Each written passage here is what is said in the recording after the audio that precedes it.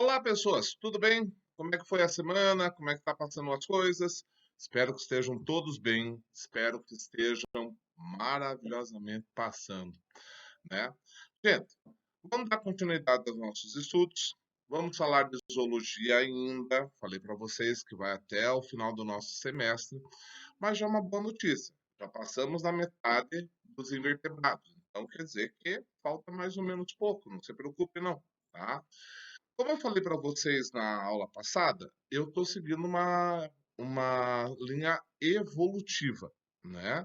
Por isso que nós passamos de plateumintos, nematelmintos, eu passei para anelídeos e agora vou retornar para molusco. Então, a sequência da sua apostila, o autor da sua apostila, ele fez por uma sequência de complexidade, que é uma outra linha evolutiva, sem problema nenhum. Eu prefiro estar todos os vermes, que é a linha que eu sigo, a linha dos meus professores, né? E a linha de muitos autores. E agora nós passamos para os moluscos, porque a complexidade de moluscos é maior, né? Veja, moluscos, são seres que estão em segundo lugar em número de espécies no mundo. Eles só vão perder para o nosso próximo filo, que são os artrópodes, né? Artrópodes, então, tem espécies que o pessoal fala por aí que nem se sabe se ainda existe, né? Que existem, ainda estão para ser descobertas. Moluscos também. Então, nós vamos começar hoje e vamos terminar nossos amigos moluscos. Dá uma olhada lá no nosso vídeo, olha que coisa legal. Vamos ver esse slide aí, ó. Então, veja, como eu falei para vocês, os moluscos são o segundo maior filo do nosso reino animal, né? A principal característica que dá nome a esse filo é que eles têm o corpo mole, olha, molusco, né? Molusco, mole, tá certo? E não é segmentado esse corpo. Lembra-se que nos anelídeos ele era metamerizado, agora ele não é mais segmentado, né? Metamerizado. E pode ou não apresentar concha, tá certo? Coloquei aqui na gravura de vocês alguns exemplos de moluscos que nós temos ali, ó.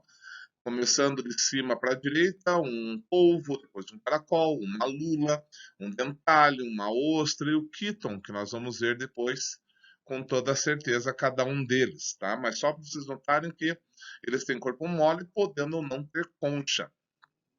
É um reino tão grande esses moluscos que, que para estudá-lo nós temos uma linha só deles, que se chama malacologia. Malacos quer dizer molusco, tá? Então, quem algum dia aí se aventurar por isso daí pode ser um malacologista, entender só de, de moluscos, tá certo? Vamos dar uma olhada agora quais são as principais características deles. Acompanha comigo ali, ó. Nas características não há nenhuma diferença assim evolutiva. Então eles ainda continuam sendo animais triblásticos. Lembram-se três soletos embrionários, ectoderme, mesoderme e endoderme. Eu vou bater nessa tecla até o final da zoologia, então vocês vão ouvir todos os silos eu falando. São celomados, ou seja, possuem celoma. Celoma é de origem mesodérmica, então é verdadeiro. Vão ter lugar para armazenar órgãos, então já são seres que têm uma complexidade melhor. São protostomianos. Lembra-se o que eram protostomianos? O blastóporo, lá na gástula, dá origem à boca, tá certo? Então nós ainda temos seres que o blastóporo dá origem à boca, isso vai mudar daqui a pouco. A simetria é bilateral, ou seja, eu posso dividir esses animais em dois lados iguais ou muito parecidos. Tem autores que eu não gosto de falar iguais, eu sou um deles, são muito parecidos e geralmente é o lado direito e esquerdo, ok? Então, essas são as características que nós temos deles. Vamos começar pela classificação. A classificação dos moluscos ela se dá pela presença de conchas, que é uma das suas principais características. Então, eu vou ter 5 classes a ser estudadas: a poliplacófora, a escafópoda, a gastrópoda, a biválvia e a cefalópoda. Tá? Nós vamos estudar cada uma delas, inclusive o seu significado. Portanto, não tenha Não tenha receio só porque só passou, não falou nada até agora. Nós vamos falar sobre cada uma delas. Vamos começar com a nossa amiga classe poliplacófora, né? Dá uma olhada ali no slide. Veja você. A classe poliplacófora, né? Poli, muitos, placófora, né? Placas, foro, o fora que está ali, foros quer dizer portador. Então, poliplacófora quer dizer portador de muitas placas. Então, é um molusco que tem muitas conchas, várias conchas. Como vocês podem estar notando ali na figura, o exemplar que eu coloquei para vocês ali é o Kiton, né? Não é que o corpo dele seja segmentado. Cada segmento que vocês estão vendo ali é uma concha que ele tem. Tá certo? Então, é como eu escrevi ali, ó, a superfície dorsal desse molusco apresenta uma armadura calcária composta por placas parcialmente sobrepostas, né? Elas estão sobrepostas umas às outras. Essa espécie é toda marinha. Você não acha nenhuma espécie do ciclo, nenhuma espécie terrestre, tá? São difíceis de achar, já são considerados até fósseis ambulantes por aí, conforme a sua dificuldade, tá certo?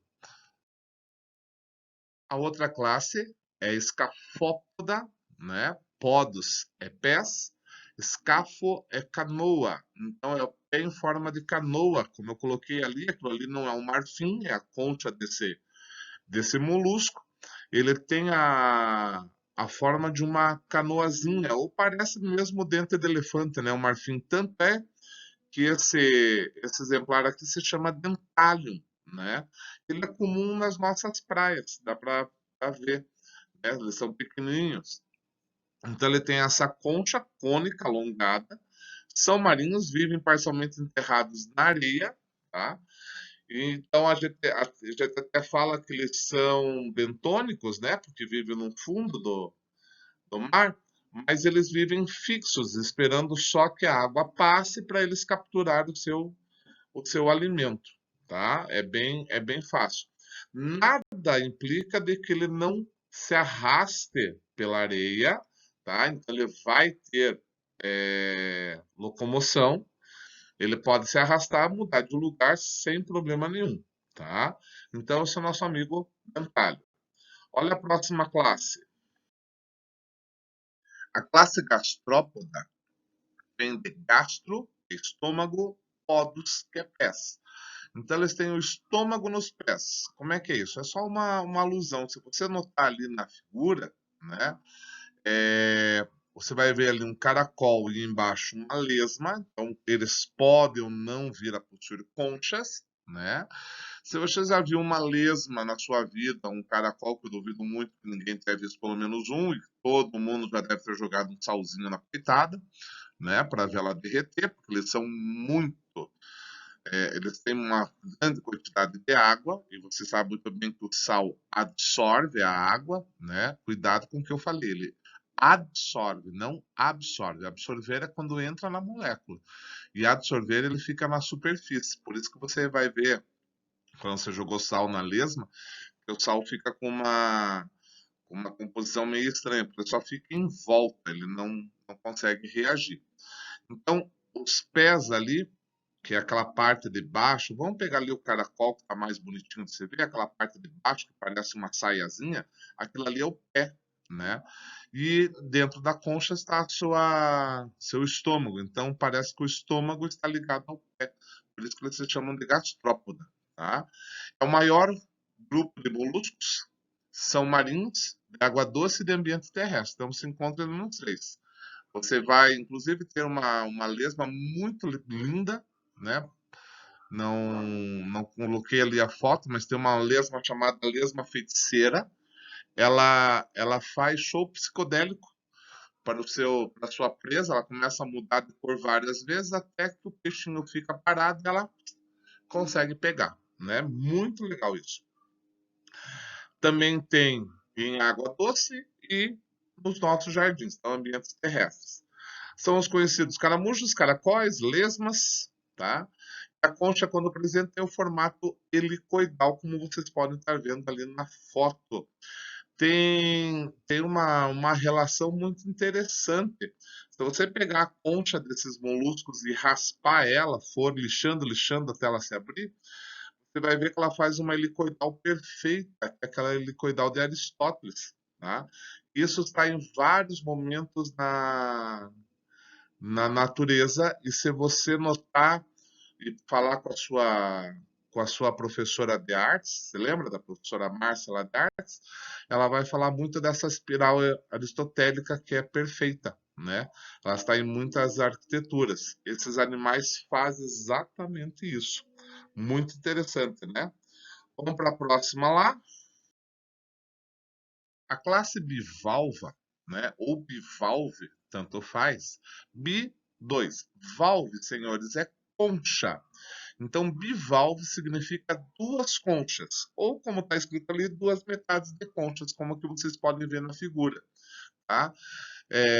Embaixo vocês têm os nossos amigos mexilhões, as ostras, e em cima você tem um mexilhãozinho bonitinho, né?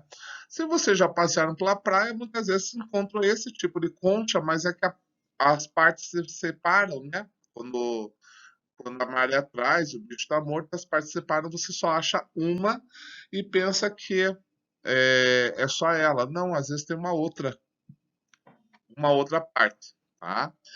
Esses bivalves também são encontrados em água doce ou salgada. A concha possui duas partes, né? E vai parar completamente, vai encerrar completamente o corpo, então ele vai ficar todo lá dentro. O exemplo mais familiar são as ostras, os mexilhões, não sei se vocês já comeram ostras, coisa horrorosa, os mariscos, e eles apresentam brancas, tá? Na forma de respiração. Isso a gente vai ver mais tarde, não tem problema, mas a branca, as brancas deles, ela é recoberta por um muco. E quando a água passa, esse muco ele consegue grudar ali os alimentos, é onde ela fica, onde ela consegue comer, tá? É bem interessante. São fortes, não sei se vocês já tentaram abrir uma ostra, né? O pessoal usa muito o método de colocar em chapa para depois com a faca tentar abrir, mas tem uma musculatura muito forte, tá? E são os nossos amigos bivalves, tá certo? Nossa última classe, senhores, é a classe cefalópoda, né? Céfalos, cabeça, podos, pés. Então, os pés saem diretamente da cabeça, como é o caso ali do nosso amigo polvo, que está ali na sua fotografia.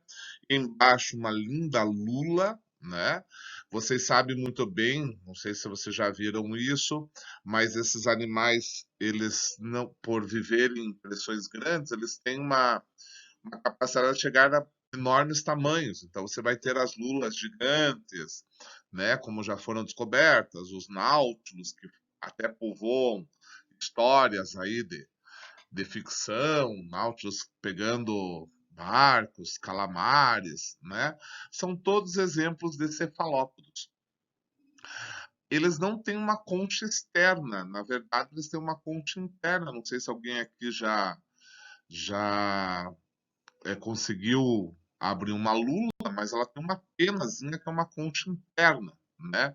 Provavelmente você só tem comido os discos de lula, mas ela tem uma penazinha para você tirar, tá?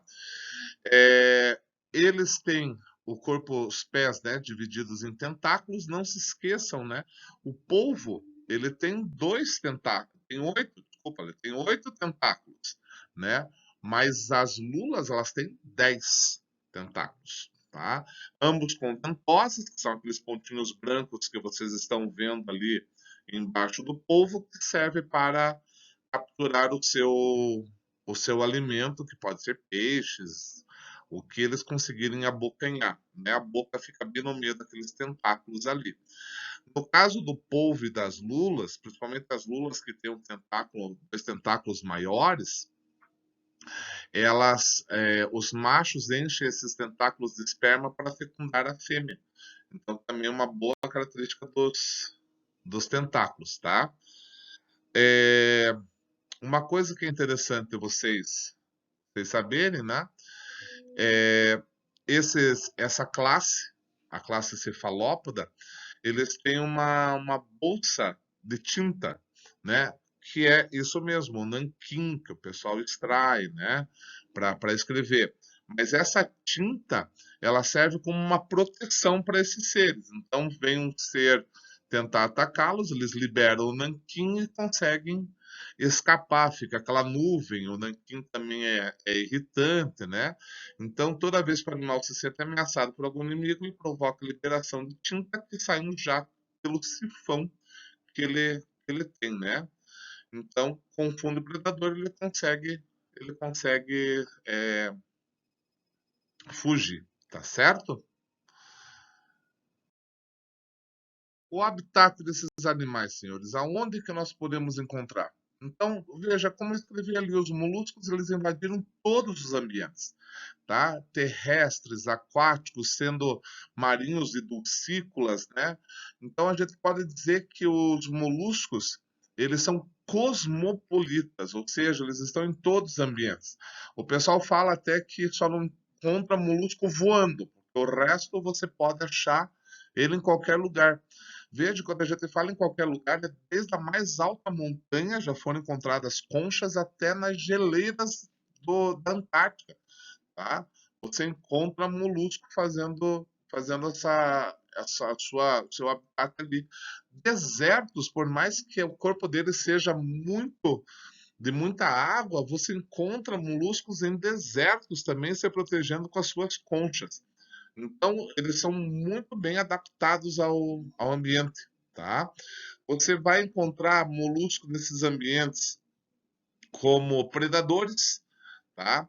Herbívoros, ecto e endoparasitas, filtradores quando aquáticos, né? Filtrando, tanto é que muitas pesquisas se fazem da poluição do mar, de rios, pelas conchas de moluscos, conforme a sua alimentação, se elas ficam mais irregulares ou não, né? São comensais, eles comem restos de seres, né? Então você encontra os moluscos em todo e qualquer lugar aí que você possa imaginar. Eu acho que só não foi encontrado, pelo menos não que eu tenha percebido e estudado ainda, molusco em vulcão. O resto a gente está aceitando, tá certo? Mia, eu posso dividir esses seres em três partes. Lógico que eu estou falando do gastrópoda, né? Porque se eu falar de um bivalve, ele não vai ter essas três partes, porque todo o corpo dele está inserido numa concha, tá? Então serve para a maior parte dos moluscos, há algumas exceções. Então eu vou ter ali cabeça, massa visceral e pé. São essas três partes que são visíveis. Então a cabeça, né, é a posição anterior, como você pode estar vendo ali, onde se abre a boca, a entrada do tubo digestório, né? Tem estruturas sensoriais, aquelas duas partes ali que parecem antenas, gente, é onde estão ligados os olhos desse ser, tá? Não há uma imagem completa, mas ele consegue ver por ali. Tem sensores químicos, tá? Que estão presentes nesse molusco, também estão na cabeça, que permite ele pressentir a aproximação de algum, vamos colocar assim, de algum inimigo, né? E daí ele pode se fechar na sua própria concha, tá? Já no pé, que é a parte ali de baixo, que parece aquela saiotinha ali, ela já é uma estrutura mais muscular, mais desenvolvida em alguns moluscos, né? Pode se transformar em tentáculos, como é o caso dos cefalópodes, né? E ela tem a função de deslocar o ser, de cavar, como é o caso lá do dentário, nadar, né? Como se for transformada em tentáculos do polvo, da lula, capturar suas presas, tá? E o restante dos órgãos, né? Como sistema excretor, sistema circulatório, vai ficar todo dentro da massa visceral que está ali introduzida na concha. Volto a falar para vocês que na classe bivalve isso não existe, porque ele é inteiro colocado na concha. Então, por mais que você abra lá uma ostra, se vocês já abriram Uma ostra você não consegue diferenciar cabeça, massa visceral e pé. É tudo uma coisa só, tá certo? Então agora nós vamos falar sobre os sistemas. Acompanha comigo. Muito interessante que nós temos que perceber, senhores, já que eu falei para vocês que a classe bivalve, todo ser está inserido na concha, né? Então, você não vai ter a separação anatômica, é que esses seres conseguem fazer pérolas, tá? Então, de um modo geral, todo bivalve pode construir uma pérola. Lógico que a campeã da parada são as ostras, que fazem as mais lindas e as mais perfeitas, bonitas por aí. Só que a pérola ela não faz assim, nossa, vou fazer uma pérola para dar de presente para o homem. Não, isso daí é uma linha de defesa. Se vocês perceberem ali na figura que eu coloquei para vocês, dentro da concha da ostra, nós vamos ter uma parte ali que, se você já viu quando você abriu uma ostra, é uma parte que ela é bastante lisa, tá? É uma parte chamada de madrepérola, o manto. Quando entra algum objeto, vamos dizer assim, um grão de areia, e cai ali, e isso irrita esta concha, né, esse molusco, essa madrepérola, ela começa a fabricar uma substância chamada de nácar, tá? Este nácar, ele tem carbonato na sua essência, ele vai sendo depositado ali e vai aumentando de tamanho, o que faz a pérola que está ali na nossa figura. Então é uma defesa que a ostra tem, porque daí ela deixa a superfície mais lisa, o que não será muito incômodo, e pode ser até que com uma correnteza aquilo ali role para fora. Lógico que as pérolas só são caras pela dificuldade que nós temos de achar, então, dependendo da alimentação desse ser, você vai ter a cor das pérolas, a pérola branca, uma pérola mais amarelada, a pérola rosa, que também existe, o famoso pérola negra, tá? Que tem ostras do Pacífico, tá? E lógico que existem as pérolas artificiais. Hoje já tem restaurantes aí que produzem, que cultivam ostras, né? Eles já colocam lá um grãozinho de areia para fazer uma pérola, daí eles colocam lá no prato, a pessoa abre, acha a pérola, todo mundo fica feliz. Mas elas não têm um valor tão grande pelo fato de que elas são fáceis de achar. O que torna algo valioso é a dificuldade em achar, tá certo? O sistema digestório dos moluscos, ele é do tipo completo. Então ele começa em boca, acaba em ânus, tem um estômago e um intestino. Lembre-se que nos anelídeos ainda existia uma moela. Aqui nós já não temos mais a existência dessa moela, tá? Mas, porém, nós temos a formação de um novo aparelho interessante que vai dar origem depois aos dentes de vertebrados e assim por diante, que é a rádula, tá? Então a rádula, senhores, que não aparece nos bivalves, né? Mas aparece nos gastrópodas, cefalópoda tem até bico, né? Vocês estão vendo ali, ó, naquela foto, achei lindíssima essa foto. Então ela parece assim um ralador, aquele ralador de queijo, né? Então a rádula, como está mostrando na foto da direita, o molúsculo abocanha lá, vamos dizer, a flor, ela vai raspando e ele vai pegando essas partes. Então, às vezes, demora assim horas, né? Até raspar uma folhinha, até querer tudo, né? Mas a presença de rádula é muito importante, porque com ela nós vamos desenvolver depois os dentes, tá bom? Senhores, eu estou mostrando para vocês o sistema digestório todo, né? Então, logo depois da boca, com a rádula, o alimento ele vai passar pelo, pelo um tubo, né? Aonde ele vai chegar até o estômago. Então, tá vendo ali que o estômago, como eu estou mostrando para vocês, um gastrópoda, ele, ele fica dentro da concha, né? Desse estômago, ele vai ter glândulas digestivas que vão colocar enzimas ali para digerir, né? Aí passa pelo intestino, que vai ser que vai ser absorvido, e desse intestino depois acaba ali em ânus, aonde ele é eliminado, tá certo? Então, só para você ver toda a anatomia de um molusco, tá? Que nós estamos usando como exemplo aqui os gastrópodos, né? O sistema respiratório, como eu já falei para vocês, ele é muito variado, tá? Então, nós vamos ter os aquáticos que respiram por quitinídeos, tá? O que são quitinídeos? São filamentos branquiais, mas também tenho na forma de brânquias. Alguns terrestres respiram por pulmões, então já tenho aqui a formação de pulmões, e outras fazem a respiração cutânea, que é pela troca gasosa com a pele, tá certo?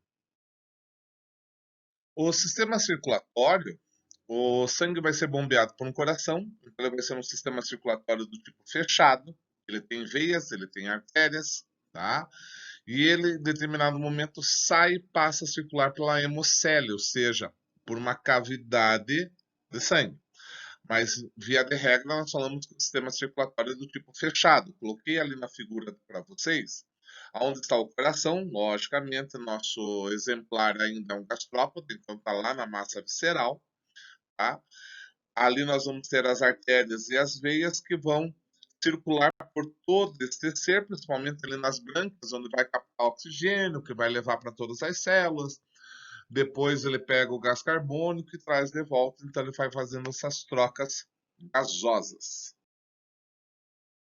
Já o sistema excretor, senhores, é metanefridiano. Vocês notaram que na aula passada nós falamos que os anelídeos é protonefridiano, ou seja, mais primitivo. Esse é metanefridiano, ou seja, ele está no meio de ser um rim. Ele já é um pouco mais evoluído, mas ainda não é um rim completo. Tá? Eles vão fazer a mesma função, a filtração dos líquidos corporais, né? Eles abrem-se no celoma através do nefróstomas e liberam as excretas. É o que vocês estão vendo na gravura que eu tinha ali da anatomia, né? Então, vocês podem notar que eu tenho ali o coração, né? Que, esse, que esses seres têm. Logo abaixo do coração, o metanefrite, uma coisa que parece muito com um fígado, mas não é. É um rim, tá? Ele absorve e depois ele elimina todas as excretas. O sistema nervoso continua sendo ganglionar, porém agora eu tenho três partes de gânglios. Né? Eu vou ter um par de gânglios na parte da cabeça, né? São os chamados gânglios cerebrais, um cerebral e outro bucal. Eu tenho parte desses gânglios, um par nos pés, os gânglios fetais, e vou ter os gânglios nas vísceras, os chamados gânglios viscerais. Então, eles estão espalhados em grupos nas três partes desses seres, tá? Os cefalópodos, senhores, eles possuem um grande glândula celebroide, semelhante ao nosso encéfalo, tá? O que permite a execução de atividades altamente elaboradas, como você já deve ter visto na TV depois da Copa, lá do famoso polvo que sabia os resultados, né?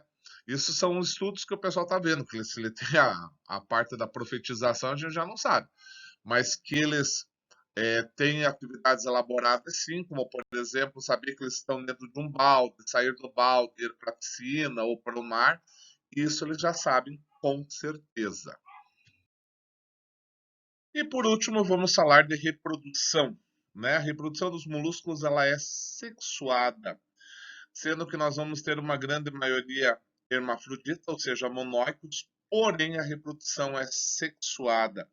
Eles vão trocar gametas e ambos ficarão grávidos. Nós também temos exemplares dioicos, machos e fêmeas, como eu estou colocando ali na figura para vocês, das lulas, né? Nós temos o macho e a fêmea. A fecundação ela é interna, tá? Em alguns casos ali, como vocês estão vendo dos caracóis, eles fazem a troca por uma espícula que se forma. Vamos chamar aquela parte do corpo ali de pescoço só para você poder se localizar, tá? Ambos vão ficar grávidos. Em ambos os casos ali, tanto do caracol quanto da lula, não vai haver formação de larva, tá? Mas nós temos isso também acontecendo, tá? Moluscos também podem fazer larva. Acompanhe aqui, ó. Nos casos dos bivalves, nós temos seres dioicos, macho e fêmea, há a fecundação, há a produção de um ovo e há a formação de uma larva conhecida como larva trocófora, uma larva ciliada. Essa larva, ela nada, ela vai procurar um lugar fixo, onde ela vai passar por uma nova transformação, se transformando numa larva chamada Veliger, tá? Essa Veliger que vai sair o ser adulto. Então, na reprodução dos bivalves, tem a formação de duas larvas. Para finalizar agora, uma tarefinha para vocês. Pega ali na sua apostila, na página 9, o exercício 1, 2 e 4, que se tratam apenas de moluscos. E também na sua própria apostila, na hora de estudo, na página 28, o exercício 1, 3 e 4. Bem rápido, fácil de fazer, é só você se divertir, tá bom? E chegamos ao final do nosso Filomolusca. Espero que vocês tenham gostado da aula. Espero que vocês tenham anotado. Continuem estudando, porque isso faz parte do processo. Gente, um grande beijo para vocês. Até a próxima.